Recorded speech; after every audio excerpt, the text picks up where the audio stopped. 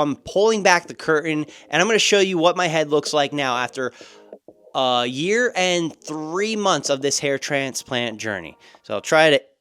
I'm 3 months into my second hair transplant with the clinic NowHairTime in Turkey, but there's something that happened there that I wish I would have known before proceeding with this second procedure. So in this video, I'm going to be going over that, breaking it all down, along with the ideal candidate for a hair transplant procedure. And then I'll be reviewing my 3-month results so that you guys can then decide if this is the right procedure for you. Some of you may be wondering why I chose Turkey out of all places to get my hair transplant. Yeah, the first thing that comes to mind is, of course, the cost. It's a lot cheaper to get a hair transplant in Turkey versus the United States. The rough estimate for 6,400 grafts is about $19,200 to $64,000 here in the United States. In Turkey, the 2 procedures with flight and everything came out to about $8,100. So the cost is unbeatable. And then second, the technology. A lot of people think because it's cheaper, it's going to be worse. That's actually not true. The technology over there is amazing, and they have so many clinics that are battling with each other for business that the competitive edge is being a better clinic, driving the technology up as far as getting great results for hair transplants. But here's where things get tricky.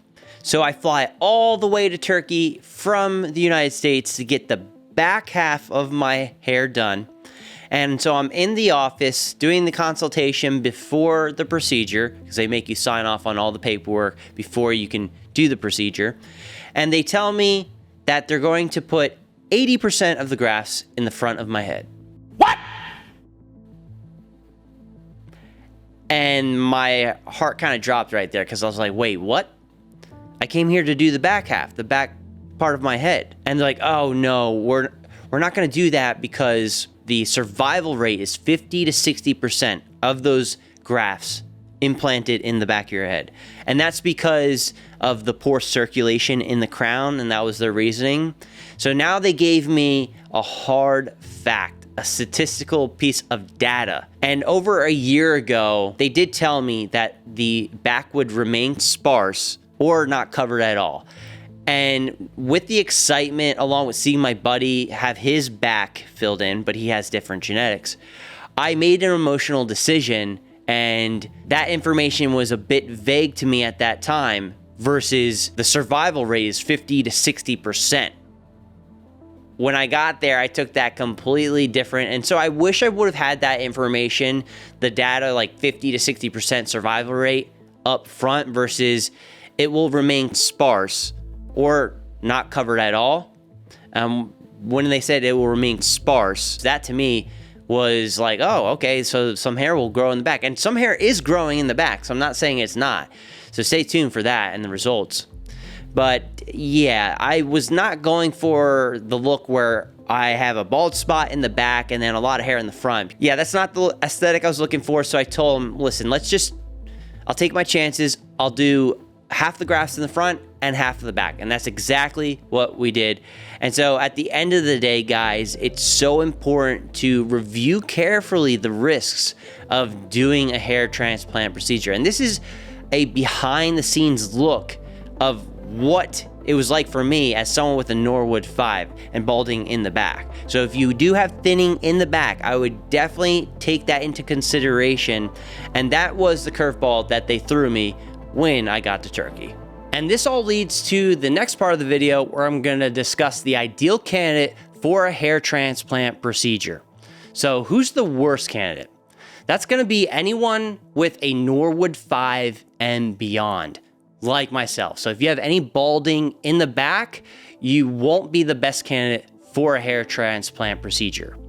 And that is because of the information that we just discussed. The hairs that they implant in the back, again, they only have 50 to 60% chance of survival.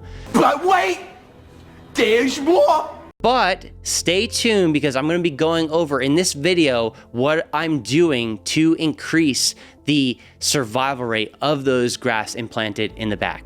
And make sure you subscribe, because you'll see in a couple months if what I'm doing will actually work, to give you guys some hope that there is a chance for the back to be revived. Now, who's the best candidate for a hair transplant procedure? If you have only a widow's peak or recession of your front hairline with no balding in the back, you are gonna be the best candidate for hair transplant procedure. I wanna give you guys a full, honest review of this whole entire process. So I'm pulling back the curtain and I'm gonna show you what my head looks like now after a year and 3 months of this hair transplant journey. So I'll try to angle the camera right. Not sure if I angled it properly, but from there you can see that the back crown area is still thin and very sparse, to say the least. So I'm entering the growth phase now. So I'm doing a couple other treatments to then increase the survival rate of those grafts implanted in the back, like I mentioned. Which the first thing I want to discuss is I actually tried oral minoxidil because there was a lot of rave about how great the results were and everything.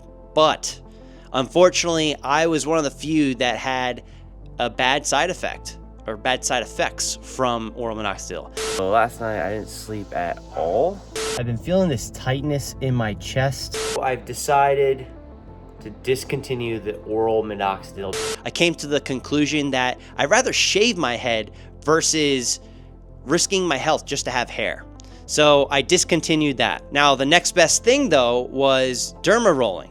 So I'm combining topical minoxidil with derma rolling to increase the survival rate of those grafts implanted in the back. And the research around that has been pretty clear that the results are a lot better than just putting topical minoxidil alone.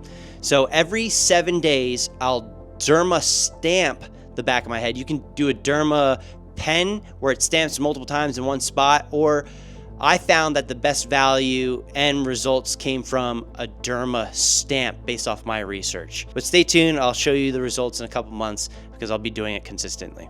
So I do the derma stamp, and then 24 hours after, I will put on topical minoxidil. Now, I'm also having finasteride. I take 1 mg or 1 milligram in the morning, along with a hair multivitamin pill in the morning, and then again at night. I'm also utilizing red light therapy.